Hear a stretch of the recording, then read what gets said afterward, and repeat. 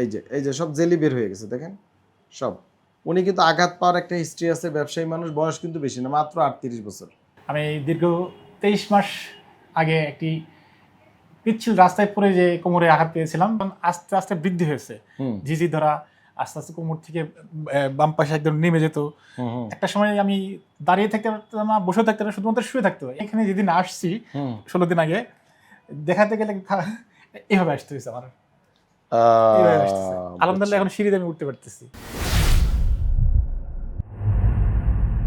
বিসমিল্লাহির রহমানির রহিম। দর্শক, ডিপিআরসি থেকে আমি কোমর ব্যথা, ঘাড় ব্যথা, আইবিএস, পেটের পীড়া ও ডিসেবিলিটি রোগ বিশেষজ্ঞ ডক্টর শফিউল্লাহ প্রধান আজকে খুবই জটিল এবং কঠিন রোগে আক্রান্ত দীর্ঘদিন রুগী নিয়ে কথা বলবো। আলহামদুলিল্লাহ আমার সাথে আছে দেখেন জনাব জাকির হোসেন সাহেব। উনি একজন ব্যবসায়ী এবং ঢাকার রুগী, ভাটারা থাকেন।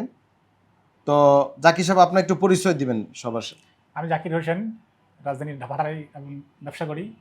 আমি দীর্ঘ 23 মাস আগে একটি পিচ্ছিল রাস্তায় পড়ে যে কোমরে আঘাত পেয়েছিলাম, পরবর্তীতে আস্তে আস্তে ব্যথার বৃদ্ধি হয় এবং ইউটিউবে, ফেসবুকে স্যারের ভিডিও দেখে আমি স্যারের কাছে আসি গত 15 দিন আগে। এই 15 দিন স্যারের এখানে সেবা নিয়ে আলহামদুলিল্লাহ এখন খুব সুস্থ। আচ্ছা বলেন, আমরা আপনার পেটে কিছু প্রবলেম পাইছিলাম আগে, পেটে হালকা আইবিএস ছিল, এটা এখন আলহামদুলিল্লাহ ভালো হয়ে গেছে। আমরা এখানে আইবিএস এরও বিভিন্ন চিকিৎসা দিয়েছি আলহামদুলিল্লাহ।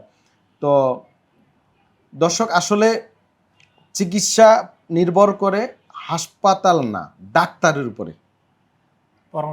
আমি যদি আমেরিকা গিয়ে চিকিৎসা করি, আমার রোগী আমার পদ্ধতিতে আমি ওখানে করব, আবার বাংলাদেশে একরকম আমার মধ্যেই করব। কিন্তু অনেকের ধারণা সকল হাসপাতালে বা সকল জায়গায় একই চিকিৎসা হয়, এটা ভুয়া ধারণা, ভ্রান্ত ধারণা, বা মানুষ বুঝে না। অনেকে মনে করে ডিপিআরসিতে আমরা থেরাপি করি। আমরা ডিপিআরসিতে থেরাপি আমাদের একটা মাত্র চিকিৎসার অংশ। আমরা এখানে অনেক মাল্টি ডিসিপ্লিনারি টিম অ্যাপ্রোচ, বিভিন্ন পদ্ধতিগত চিকিৎসা করি, যেটা বাংলাদেশে সাধারণত অনেক জায়গায় নাই।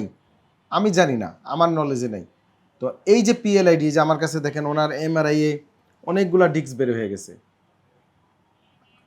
এই যে সব জেলি বের হয়ে গেছে দেখেন সব। উনি কিন্তু আঘাত পাওয়ার একটা হিস্ট্রি আছে, ব্যবসায়ী মানুষ, বয়স কিন্তু বেশি না, মাত্র 38 বছর।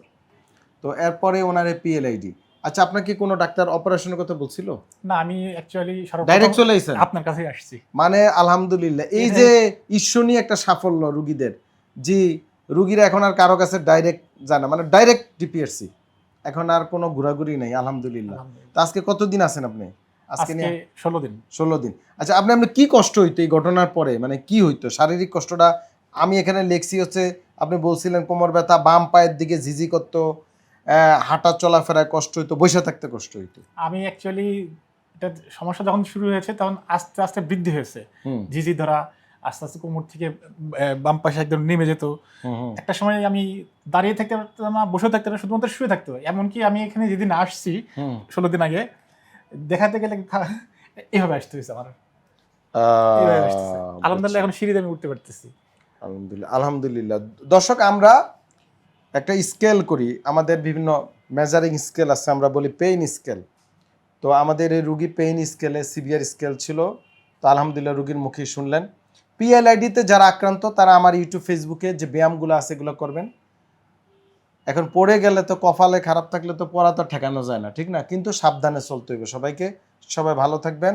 আসসালামু আলাইকুম ওয়া রাহমাতুল্লাহি ওয়া বারাকাতুহু। ডিপিআরসি লিমিটেড, আস্থা, বিশ্বাস ও নির্ভরতায় অবিচল।